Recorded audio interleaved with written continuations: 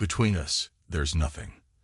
I realized that the moment I stood outside my own front door, hearing my neighbor's muffled laughter as he spoke to her, my wife, on the other side.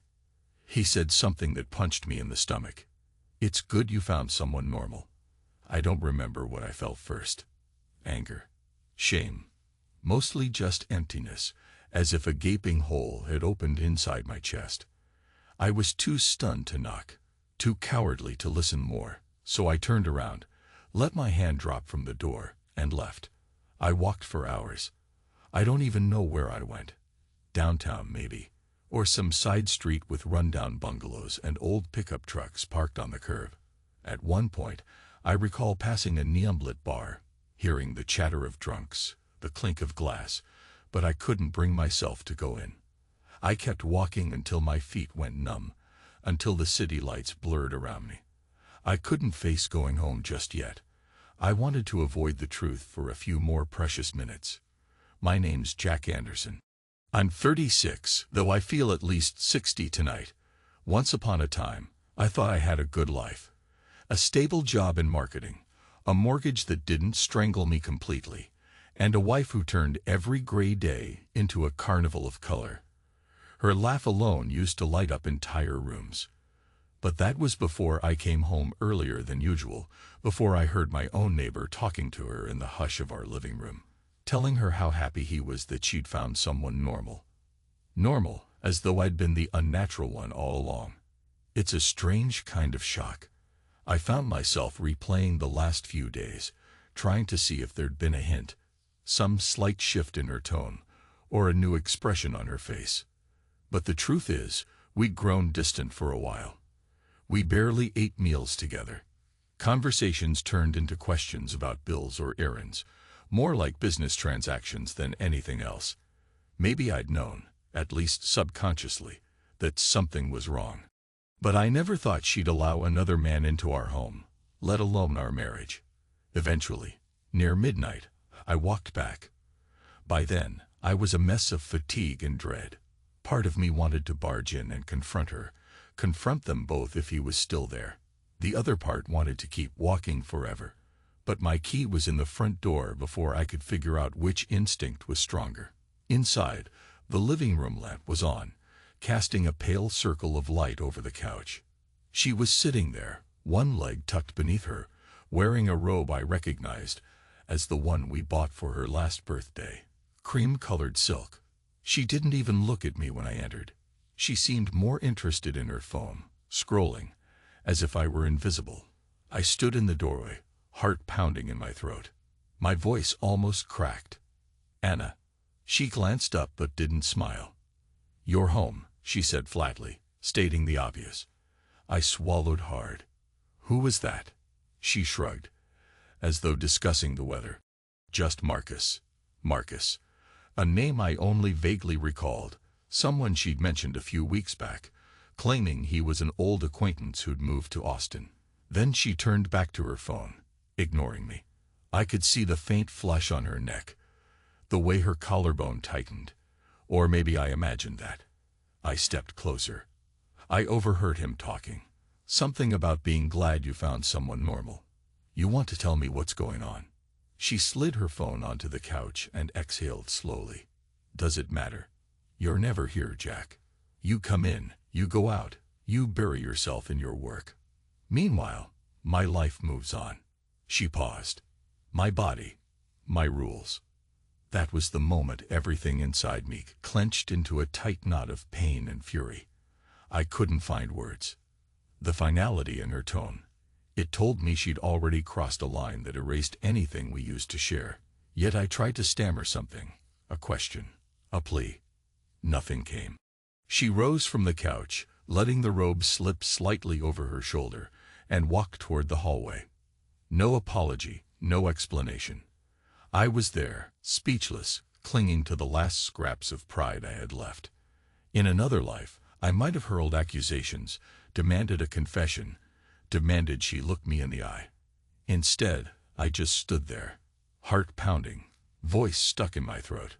A memory, us meeting for the first time at a friend's graduation party. She wore a summer dress, and her hair was pinned back with little daisies. We spent hours talking, leaning into each other, sharing secrets about our dreams. I remember how she laughed at my jokes, even the bad ones, and how my heart soared because I thought I'd found someone who understood me. That memory flooded in, uninvited, hammering at the present reality. Then she called from the hallway. "There's a letter on the table." I turned, spotted an envelope, my name scrawled in her handwriting. I opened it without fully grasping why she'd bother leaving a letter if she was still in the house. Inside it said, "If you're reading this, it means I'm gone. Gone." I didn't even realize I was trembling until the paper started shaking in my hands. My mind latched onto that single word, gone.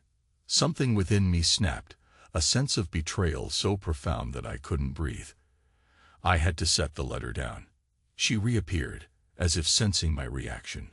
Her robe was wrapped tightly around her now, covering what was left of that once intimate body I used to know. "Relax, Jack.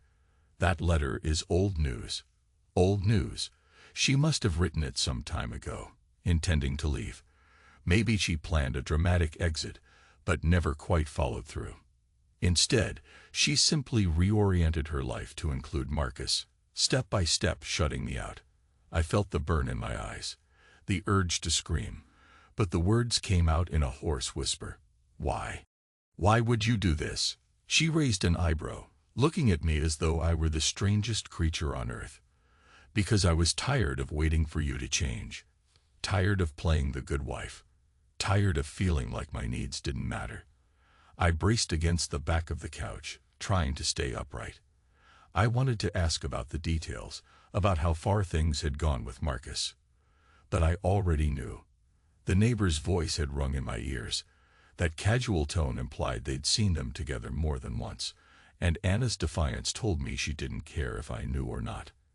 Asterisk, asterisk, asterisk, if I blink and let myself slip into the past, I see a different Anna, laughing at the beach, chasing a frisbee, sand between her toes. We just moved to Austin a few months before, full of hope. I remember holding her hand while we strolled along the water's edge, dreaming of the future. The sun painted her hair into a halo of gold. Back then, I believed we were inseparable. I believed she'd be my wife forever, my always, as I used to call her. Now that word feels like a lie. I don't know how much time passed before I found myself alone in the living room again. Anna must have gone to bed. I crumpled onto the couch, staring at the ceiling in the dim lamp's glow. My mind began spinning scenarios. What if I just left, packed a bag, and walked out for good? But where would I go? My parents live in Illinois. My sister and I haven't spoken in months. Eventually, exhaustion swallowed me. When I woke, it was dawn. Light peeked through the blinds, dust floating in the air. My mouth felt parched, my neck stiff. I heard movement in the kitchen, cabinet doors opening and closing. Then the sound of running water. She walked into the living room, fully dressed in jeans and a dark blouse, hair pulled into a tight ponytail. She didn't look surprised to see me there, like some stray dog curled on the couch. She pressed her lips into a thin line. "I'm heading out to meet a client. Don't wait for me." I forced my eyes to meet hers, even though it hurt. "Anna, can we at least talk?" A flicker of tension crossed her face, gone in an instant. "Talk about what? There's nothing to say." "But look," she cut in. "I tried to fix this. For months. You never noticed. I'm not about to rehash it all, because you finally decided to be present." With that, she grabbed her purse and walked out the door. Asterisk, asterisk, asterisk, I wanted to die. The thought blindsided me, stark and relentless. I had fantasized about heartbreak before, about how I might cope if our marriage ever fell apart. But the reality was 1,000 times heavier. I could barely move. The humiliation alone was enough to make me want to crawl into a hole and never surface. But at the same time, I was angry, beyond angry. A part of me roared for revenge, some primal voice in my mind, demanding that I do something, anything, to regain my pride. I stared at the letter on the table again. If you're reading this, it means I'm gone. She was gone. Even if she hadn't physically left the house yet, her heart was gone. She'd moved on to Marcus, to the neighbor's whispers, to some new life where I was a placeholder. My body tensed. My nails dug into my palms. I felt my throat tighten, my voice wanting to break free, but catching in the dryness of my mouth. I spent the day in a fog, rummaging through half-finished thoughts. Didn't go to work. Couldn't. I paced the rooms, each corner reminding me of some memory. The sofa where we cuddled. The table where we had Thanksgiving dinner with friends. Every reminder felt like a dagger in my ribs. Around noon, I forced myself to shower and change. My reflection in the mirror, disheveled hair, red-rimmed eyes, the face of a man who's lost everything. I pressed my hands to the sink, asked myself, how did we get here? But the answer was too big, too complicated. She came home in the late afternoon with a look of mild irritation, as though I were an unwanted houseguest she had to tolerate. She dropped her keys on the counter and brushed past me toward the bedroom. I'm taking a nap, she said, not even glancing my way. I stood in the hallway. Anna, can we just? She cut me off with a door slam. In that second, a fresh wave of humiliation spread through me, but also a realization. There was something she was hiding, an ugly secret that had grown so large it no longer fit in the shadows. And I wanted to know, had to know, exactly how deep it went. Asterisk, asterisk, asterisk, that evening, she mentioned she was going out with a friend. She didn't say who, but I could guess. I was too numb to stop her. Maybe I should have confronted her right then, forced a conversation. Instead, I stood by as she slipped into a sleek black dress, the kind she used to wear for special nights with me. A subtle perfume wafted through the hallway. Without a word, she left. I slumped into a kitchen chair, staring at the emptiness. Hours dragged by. The clock ticked, like a slow heartbeat echoing in my ears. Midnight, 1 in the morning, the roar of an engine outside. The front door opened, footsteps in the living room. I stepped out, heart pounding. Anna was there, her hair a bit tousled, cheeks flushed. And behind her stood Marcus, tall, athletic, confidence oozing from every pore. A man I'd never properly met but already loathed more than anyone else on the planet. She looked startled, almost as if she didn't expect me to be awake. Marcus, on the other hand, seemed calm, scanning me as though he was evaluating a minor threat. "Hey," he said, voice low. A condescending half-smile crossed his lips. Anna fumbled for words. "Jack. Why are you still up?" "Couldn't sleep," I answered, my voice barely above a whisper. Marcus set a gentle hand on her shoulder. A gesture that stung my eyes like acid. I wanted to scream at him to back off, but something in me refused to let go. My throat felt tight, my mind swirling. She stepped forward. "I brought Marcus over to pick up some things." "Some things," I echoed, feeling like a fool repeating her words. Then my gaze flicked to Marcus's face. "So this is it." Marcus didn't even blink, just looked at me with the cool stare of a man who assumes the world is his. He didn't say a single insulting word, but the contempt was palpable. "It's not what you think," Anna murmured.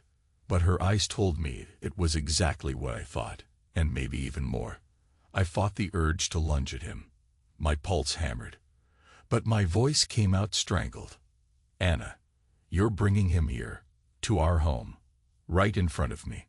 She closed her eyes for a second, exhaling shakily. "I need some of my art supplies, stuff for a project I'm doing with him. That's all." With him. Those two words, said so casually, almost made my knees buckle. My nails dug into my palms again, leaving half-moon imprints in the skin. I gave a curt nod, stepping aside. "Fine. Do what you have to do." They walked past me, heading toward the spare room, where Anna kept boxes of design materials. I stood in the living room, pressing the heel of my hand to my chest, as if that could stop the ache. I caught murmurs from the back room, her rummaging through boxes, him offering to carry them. It sounded domestic, like an old married couple tidying up. Anger flashed white-hot behind my eyes. I wanted them gone. And yet I needed to see this through, to feel the full brunt of her betrayal, as though punishing myself for not being enough. When they returned, she had a plastic bin in her arms, fabric samples, paint swatches, and he had a roll of architecture drawings. Something about the way he slung his jacket over one shoulder made me feel small, like I was intruding on their space. She avoided my gaze. "I'll be back later, or maybe tomorrow." "I have to, She flailed for an excuse. "I have to finalize some designs." Then he said something that sealed my rage. "Don't worry, I'll take care of her." Take care of her. I swallowed the bile rising in my throat, said nothing, forced myself to remain still. My voice cracked when I finally managed to reply. "You do that." And then they left. Asterisk, asterisk, asterisk. I'd like to say I collapsed in tears, or punched a hole in the wall, or made some grand gesture. Instead, I just stood there for a long time, silent, trembling. It felt like an out-of-body experience, watching the final threads of my marriage snap. A wave of numbness overtook me. I sank onto the couch, stared at the flickering shadows on the floor. Flashes of memory battered me again. Anna and me dancing in our living room after we moved into this house, drunk on cheap wine and each other. Her soft laugh in my ear, her hand in mine. "Always," I used to say. Now, I repeated the word in my head until it lost all meaning. Some time passed. Maybe hours, maybe just minutes. I listened to the hum of the refrigerator, the distant whoosh of passing cars. Then I noticed the letter was still on the table. I picked it up, reread the single line. "If you're reading this, it means I'm gone." I tore it in half, then in half again. Small, jagged pieces fluttered onto the carpet, because she was gone, and she was here. She was both nowhere and everywhere. Asterisk, asterisk, asterisk. Sleep was impossible that night, so I headed to the bedroom. The sheets still smelled like her perfume. I nearly gagged at the bittersweet familiarity. In the half-dark, I caught a glimpse of her old nightshirt balled up near the pillow, a reminder of better times. I couldn't stand it. I grabbed a duffel from the closet and threw in some clothes, sweatshirts, jeans, socks, whatever. I had no plan, just a fierce need to escape. My heart hammered so hard I felt faint. But I walked out, letting the front door slam behind me. Where did I go? I ended up at a cheap motel on the outskirts of town, a place with flickering neon and a broken ice machine. The walls smelled of stale cigarettes and spilled liquor, exactly how I felt inside, dirty, used, beyond repair. I lay on the stiff bed, staring at the plaster ceiling. Visions of them together flooded my mind. Anna's laughter, her lips, her body pressed against his. The fury coiled in my gut, but there was also something more, a deep, soul-wrenching sorrow that made me want to vanish from this world. I thought about how easy it could be, just drift into nothingness, let the ocean of pain swallow me. But dawn came anyway. And with it, a cold clarity. Maybe it was the flicker of early sunlight, or the mind's survival instinct. I realized I couldn't just roll over and die, as much as I wanted to. There was a part of me that refused to let them win. Asterisk, asterisk, asterisk. The next few days passed in a haze. I went to work mechanically, going through presentations and meetings, but my mind was stuck on Anna, stuck on that living room scene. My boss noticed my distraction. I mumbled something about personal issues.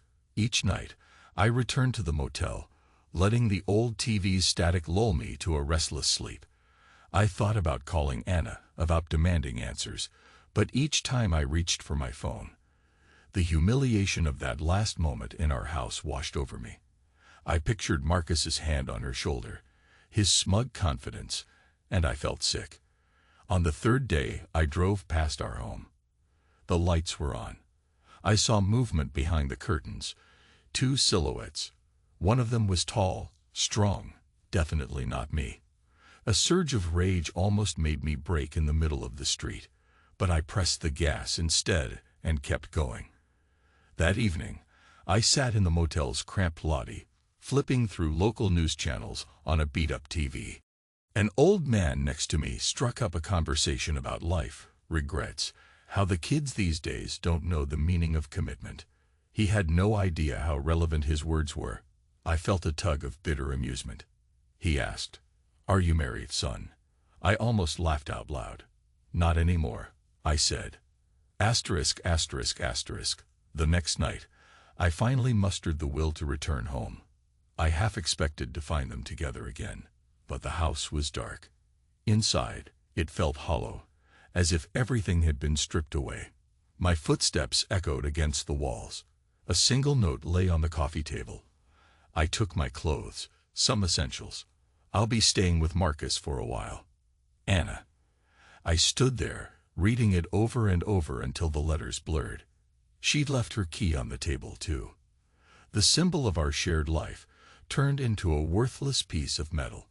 I pressed my palms into my eyes, as if that could keep the tears at bay. There was no dramatic confrontation, no final blowout. It was just over. She was gone, and for a moment, the emptiness was too much to bear. I caught my own reflection in the TV screen. Haunted eyes, unkempt hair, a man who'd lost everything.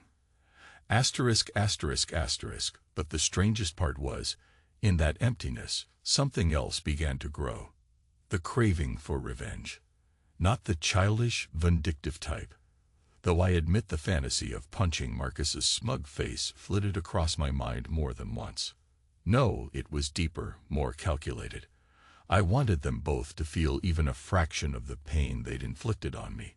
Days turned into a week. Anna didn't call. I didn't bother to reach out. I told people at the office that we were taking a break, which earned awkward nods and pitying half-smiles. In private, I plotted. Not in a cartoonish sense, but I started gathering every piece of leverage I had. Our bank accounts, the mortgage, the car in her name.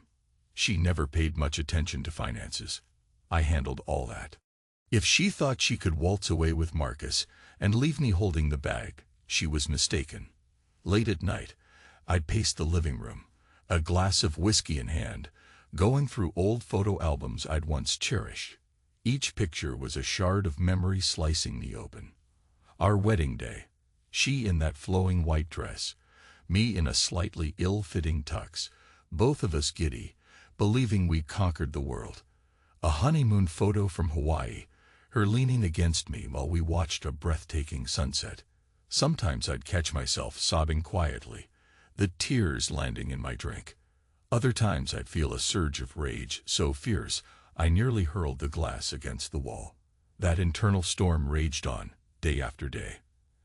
Asterisk, asterisk, asterisk. Then came the night I saw them together, truly together. I'd gone out to pick up groceries, purely out of habit, though half the items I grabbed ended up forgotten in the store. As I turned into our street, my street, I saw Marcus's car parked in the driveway. The porch light was on. My porch. Without thinking, I pulled to the curb and killed the engine. I sat there, heart hammering, eyes locked on that parked car.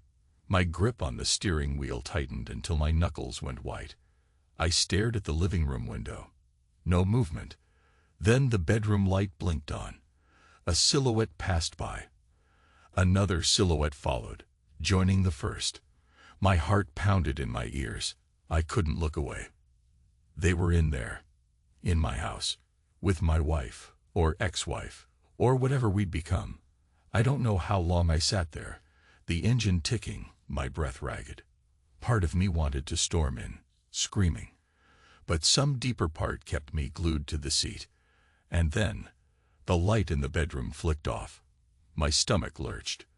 Behind those darkened curtains, I pictured them, their forms entwined, her hair splayed across my pillow, her voice whispering the same words she used to whisper to me. I felt physically ill, leaning my forehead against the steering wheel. For a moment, I truly wanted to die. The pain coursed through me like a poison. But I also wanted them to hurt, to feel some version of this torment. My breathing came in rasps. My mind dredged up every excuse. Maybe they're just talking. Maybe they're just tidying up. But I knew better. She was letting him inside. That's when I realized revenge wouldn't be about violence. It wouldn't be about shouting or throwing punches. It would be about reclaiming control of my life and letting them drown in the aftermath of their own betrayal. Because sometimes the strongest payback is a cold, methodical stepping away, leaving them to face what they've done alone. Asterisk, asterisk, asterisk, I drove off, the tires screeching on the asphalt. My eyes stung with tears and my throat burned. I started shouting in the car, my voice cracking, calling him every curse word I could think of. She was once my everything, and she threw me away like trash. My voice gave out eventually, and I slumped forward, sweat beading on my forehead. Murder them in your head. That's what you do. I heard an echo of my father's words from long ago. A dark joke he once made about dealing with enemies. But that wasn't me. I wasn't a killer. I was just a shattered man, teetering on the edge. I ended up at a 24-hour diner, the fluorescent lights giving everything a sickly hue. I drank cup after cup of burnt coffee. The waitress took pity on me, or maybe she was just bored. She asked if I was all right. I wanted to say, "No, I'm not. My wife is in bed with another man right now," but I just shook my head. I stayed there until dawn, thinking about the best way to walk away from a life that no longer wanted me. Asterisk, asterisk, asterisk, back at the house the next morning, I gathered documents, financial statements, the mortgage details, every piece of paper that tied Anna and me together. I spent hours carefully sorting them, scanning them, ensuring I had digital copies. All the while, my hand shook with adrenaline. When I was done, I pulled out a blank sheet of paper and started writing. Anna, by the time you read this, I'll be gone. This home, everything we built, it's no longer mine. You made that clear, so I'm leaving you with what's left. The mortgage, the bills, the illusions. I'm done. Jack. I set it on the kitchen counter, next to where she'd left her key. Then I looked around one last time. The echo of her laughter still haunted the walls.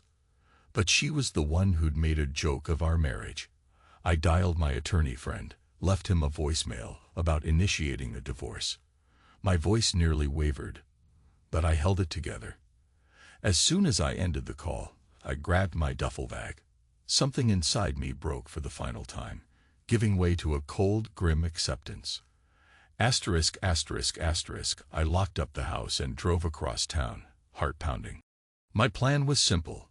Remove myself, legally, financially, emotionally, and let Anna and Marcus deal with the fallout. Anna had once relied on me for the intricate details of life. Taxes, car payments, insurance. She'd flit around, designing rooms and following her passions, while I handled the structure that made it all possible. Now she'd see what it was like without me. Because sometimes revenge isn't a grand gesture, it's a quiet exit. Let them handle the weight you've been carrying for years. Let them see how it feels to stand in your abandoned shoes. I felt a glimmer of something that might have been satisfaction. Or maybe it was just relief. Asterisk, asterisk, asterisk, but that wasn't the end. A week later, I got a call from Anna. I was at a cheap apartment I'd rented, a bare-bones place with chipped paint and a creaky floor. I debated ignoring the call, but a stubborn curiosity made me pick up. Jack. Her voice was anxious. What is this about transferring all the bills to my name? I took a moment to steady my breathing. Exactly what it sounds like. The house is yours now. The mortgage is yours. The insurance, the water, the electricity, everything. A pause. I heard her suck in a breath. You can't just walk away. Oh, I can. She started to say something else, but I spoke over her, voice finally firm. You made your choice, Anna. You picked him. You told me there was nothing left between us. My throat tightened. I forced the next words out. We're done. Silence on the line, only her ragged breathing. I almost thought she'd hung up. But then she whispered, Jack, I never wanted it to turn out like this. My eyes burned. Maybe not, but here we are. My voice cracked, though I tried to maintain control. I could almost see her standing there, phone pressed to her ear, the same woman who once promised me forever. Now she was a stranger, reaping the consequences. She exhaled, a defeated sound. Then, quietly, I'm sorry. I wanted to scream. For what? For lying? For throwing me away? For sleeping with another man in my own bed? But I didn't. I just let her apology hang in the air. She waited, maybe hoping I'd respond. But my silence said enough. Eventually, she hung up. Asterisk, asterisk, asterisk. That phone call should have felt like a victory. In a sense, it was the culmination of my cold, methodical revenge. Let her drown in the details she used to leave to me. So I tried to let it go. Asterisk, asterisk, asterisk. The final confrontation came unexpectedly, at a coffee shop near downtown. I was sitting by the window, sipping a black coffee, scanning the classifieds for a new job, something that might let me leave Austin altogether. I sensed someone stare, and when I looked up, there they were. Anna and Marcus, walking in. She was wearing a light sundress. He wore a button-down shirt, and that same air of self-assurance. They paused, saw me, and for a moment nobody moved. Then Anna hesitated, probably trying to decide whether to walk away. Instead, for reasons unknown, they approached my table. Jack, she began quietly, as if we were old friends. How are you? I almost laughed at the absurdity. Fine. Marcus looked me up and down. He nodded, a curt greeting. Hey. I waited, heart pounding. My voice felt raw, but I forced myself to speak calmly. Here to grab coffee? Anna nodded, biting her lip. A flicker of guilt crossed her face, maybe, or regret. Yes, we wanted to. She trailed off, searching for words.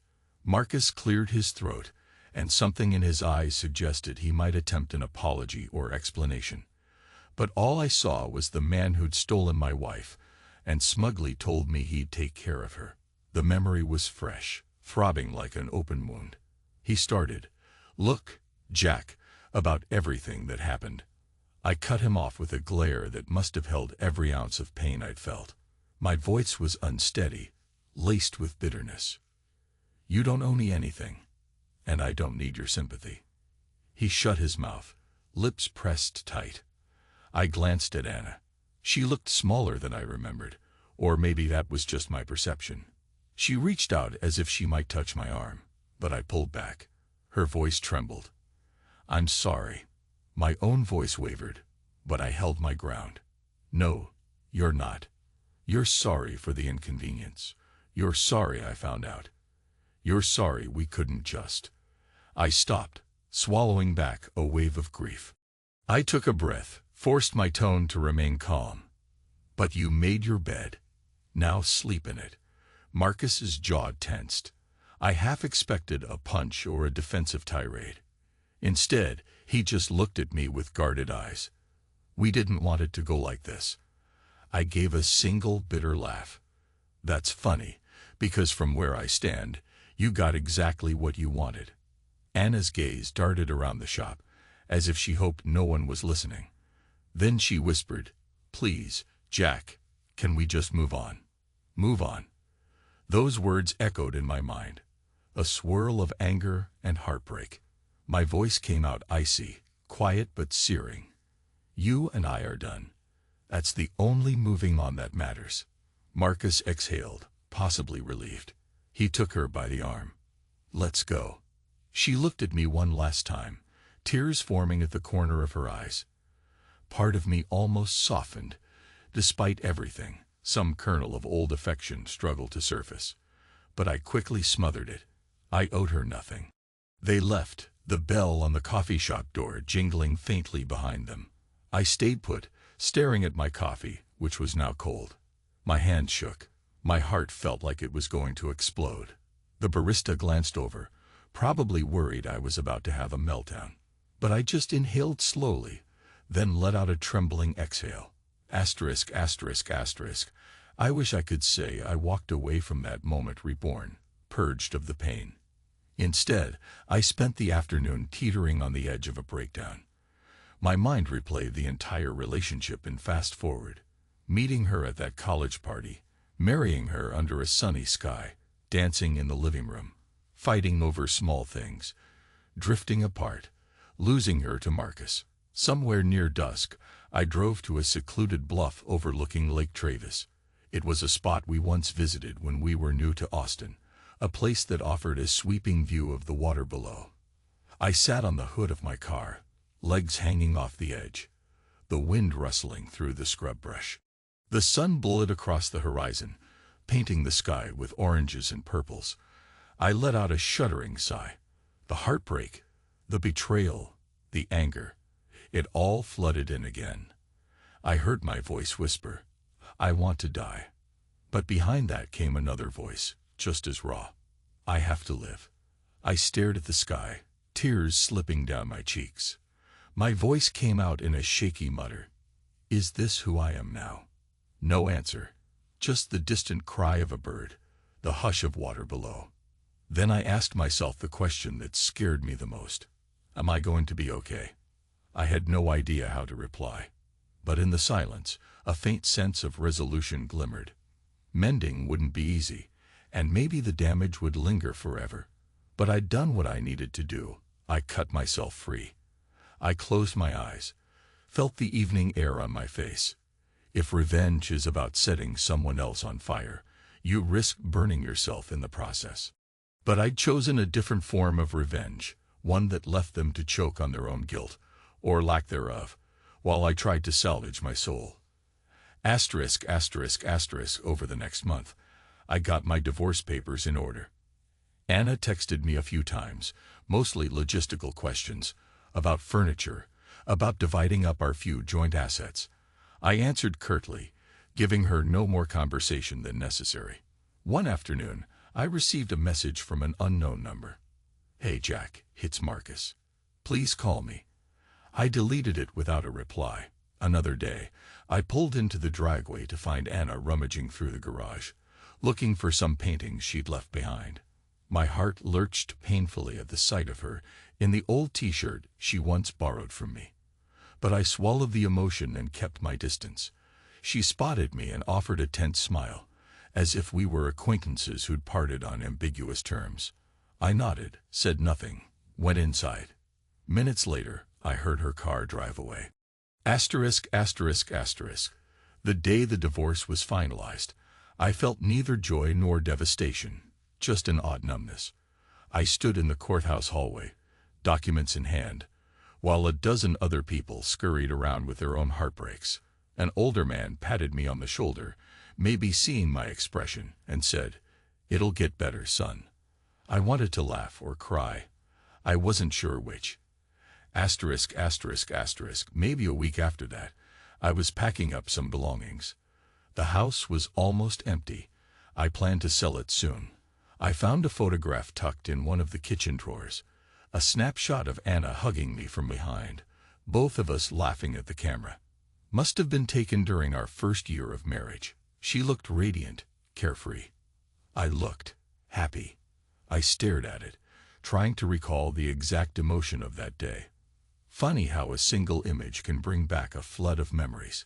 My throat tightened, tears threatening, but I set the photo aside, took a shaky breath.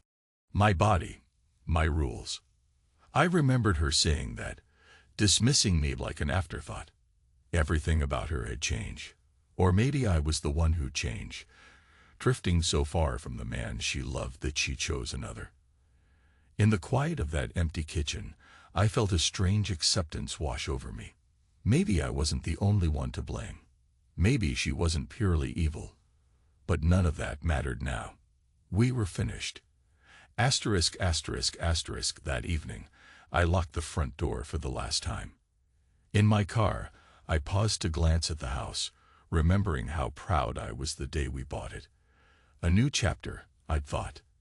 In a way, I was right, just not in the way I expected. As the sun set, I realized something crucial. My revenge was complete. I hadn't yelled or screamed or burned her possessions. I hadn't thrown fists at Marcus. I'd simply let her have what she thought she wanted, while removing myself from the picture. I'd unleashed the crushing responsibility that she once took for granted. The house would be sold soon, the mortgage refinanced or transferred, the final ties severed. Anna was free to live in her fantasy with Marcus. And I was free from the weight of loving someone who no longer existed. My phone buzzed. It was a text from an old friend inviting me out for drinks. For the first time in months, I felt like saying yes. I started the ignition, feeling the faint rumble of the engine. The memory of that letter floated through my mind. If you're reading this, it means I'm gone. But in the end, we were both gone. The difference was that I finally understood. Vengeance isn't about punishing someone else. It's about freeing yourself. I pulled onto the road, letting the city lights stretch out before me. Some days, I'd still wrestle with the pain and regrets, but at least I was driving forward. For the first time in a long time, I felt something like hope flicker in my chest. And that, I thought, was enough for now.